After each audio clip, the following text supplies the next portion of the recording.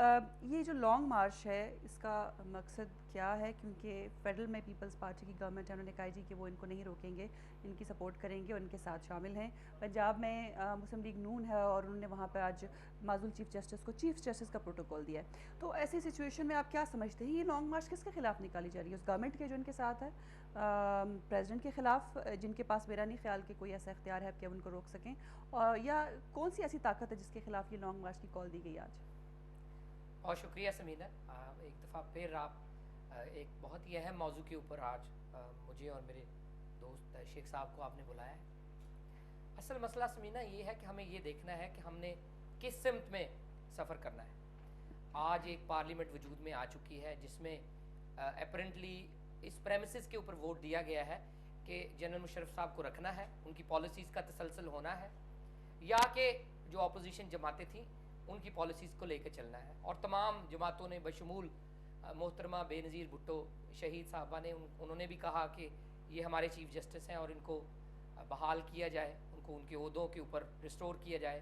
میاں نواز شریف صاحب نے اپنے پاسبل کینڈیڈیٹ سے اوتھ لیا کہ ہم ان ججز کی بحالی ارلیسٹ پاسبل کریں گے۔ جی، پھر میں اس سے آگے چاہوں گا کہ جو لیڈرشپ ہے پاکستان پیپلز پارٹی کی، انہوں نے بوربن معاہدے میں ایک اگریمنٹ کی پولیٹیکل فورسز کے ساتھ کہ ہم 30 دن کے اندر اندر ان کو ود اے ریزولوشن بحال کر دیں گے۔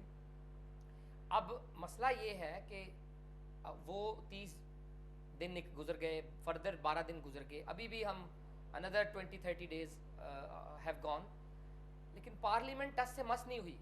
بدقسمتی یہ ہے کہ وہ بل جس کا ہم بڑا تذکرہ سن رہے ہیں وہ ابھی تک پارلیمنٹ میں پیش بھی نہیں ہوا، اور جو بل پیش کرنے کی کوشش کی جا رہی ہے وہ اس کا مطمع نظر تو ہے کہ جو ان کا مینیفیسٹو تھا، جو چارٹر آف ڈیموکریسی تھا، اس کی کلوزز کو امپلیمنٹ کیا جائے، بالکل بہت اچھی بات ہے، لیکن سر دست چیف جسٹس صاحب ان کے ججز کا بحال نہ ہونا پاکستان کو اکنامکلی ایک سیٹ بیک دے رہا ہے، جس کی آپ نے سن لیا، اینالسٹ کہہ رہے ہیں کوئی 5 سے 6 بلین تک کا نقصان اب تک ہو چکا ہے، اسٹاک ایکسچینج کی اوپر پریشر ہے، ہمارے بجٹ کے اوپر اس کے ایفیکٹس آ رہے ہیں، ہمارے جو آپس میں خرچے اور آمدن کا توازن ہے اس میں خرابی پیدا ہو رہی ہے، اور ہم وہ 6 بلین نقصان کر کے ہم مانگنے جا رہے ہیں دوسرے ملکوں میں۔ یہ اس کا ڈائریکٹ افیکٹ ہے کہ جو اکانومی جو ہمارے پاس ایگزسٹنگ اکانومی ہے اس کو افیکٹ ہو رہا ہے۔ اس کی صرف یہ وجہ صرف ایک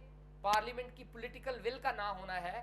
جس دن وزیر اعظم صاحب نے کہا تھا کہ ججز کو رہا کیا جاتا ہے، اگر وہ اس دن کم از کم یہ کہتے کہ ہم بحال کرتے ہیں تو کم از کم ایک اندیا ملتا کہ بھی واقعی جینونلی ہم اس پروگرس کی طرف جانا چاہتے ہیں جو دو جماعتیں مل کے کرنا چاہتی ہیں۔ اس لانگ مارچ کا مقصد کیا ہے؟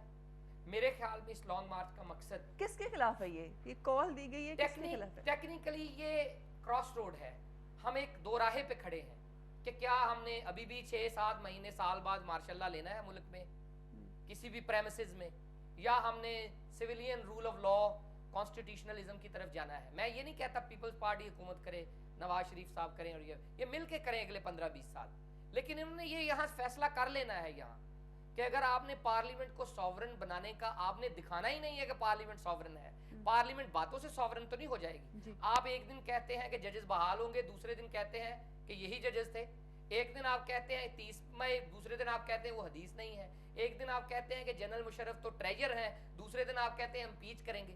اس طرح کے زو مانی باتوں سے پارلیمنٹ سوورن نہیں ہوگی۔ آپ ایک کنکریٹ فیصلہ لیں and let general Musharraf decide اس نے کیا کرنا ہے، then let the people decide۔ People فیصلہ کریں گے کہ جنرل مشرف کا فیصلہ ماننا ہے کہ نہیں۔ اگر لوگ پسند نہیں کریں گے، اگر لوگ اس فیصلے کو نہیں مانیں گے تو میرے خیال میں فوج بھی امپلیمنٹ نہیں کر پائے گی۔